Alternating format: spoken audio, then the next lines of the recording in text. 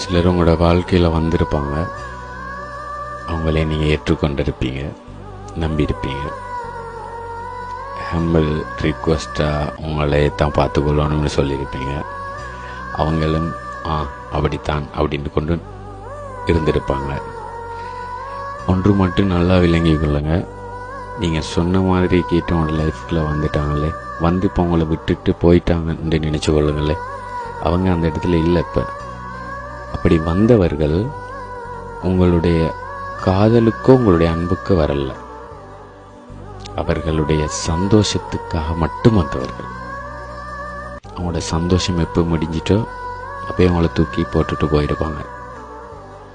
கறிக்கு கருவேப்பிலை போடுற மாதிரி அப்படியே தூவிட்டு வாசனைக்கு மட்டும். கறிக்கு ஏன் கருவேப்பிலை போடுறேன்னு தெரியுமா? வாசனைக்கு மட்டும். கறியோட வச்சு எடுத்து எல்லாருமே அதை சாப்பிட்றதில்லை, தூக்கி குப்பை தொட்டியில் போட்டுருவாங்க, டஸ்ட்பினில், கிச்சனில் இருக்கிற டஸ்ட்பின்லேயே போட்டுருவாங்க, வாசனைக்கு மட்டும். ஒரு 25 நிமிடங்கள். இப்படிதான் சிலருடைய வாழ்க்கை. எப்பயுமே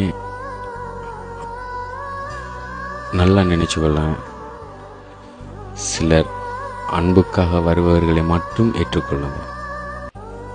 ஆசைக்கும் சந்தோஷத்துக்கும் வருபவர்களை ஏற்றுக்கொள்ளாதீங்க. என்னென்னு சொன்னால் கடைசியில் நீங்கள் பைத்தியமாகிறீங்க.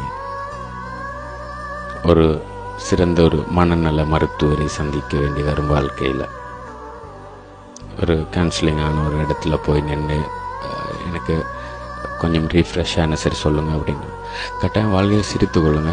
எப்பயுமே ஃபேஸை சடனாக ஒரு ஸ்லோலியாக ஒரு க்ளோ இல்லாமல் ஆக்கி கொள்ளாதீங்க. ஏன் தெரியுமா? நீ சிரிச்சா தான் உங்களுடைய செல்ஸும் வந்து ரீஃப்ரெஷ் ஆகும். செல்ஸ் இறந்துட்டுன்னு சொன்னால் எப்பயுமே ஒரு டல்லான ஃபேஸ் மாதிரி தான் காணும். அது உங்களுக்கே விளங்கும், வெறுத்து போன மாதிரி இருக்குது அப்படின்வாங்க. அதுதான். சிலர் நல்லா கேள்விப்பட்டிருக்கிறீங்களா, மயிர்னு சொல்கிறதுக்கும் முடின்னு சொல்கிறதுக்கும் ரெண்டும் ஒன்று தான். மயிர்ன்றதுக்கும் முடின்றதுக்கும் ரெண்டும் வார்த்தை ஒன்று தான். ஆனால் மயிர்னு சொல்கிறது கொஞ்சம் கெட்ட வார்த்தை மாதிரி, முடின்னு சொல்கிறது கொஞ்சம் டீசெண்டான வார்த்தை மாதிரி இருக்கும் இல்லையா?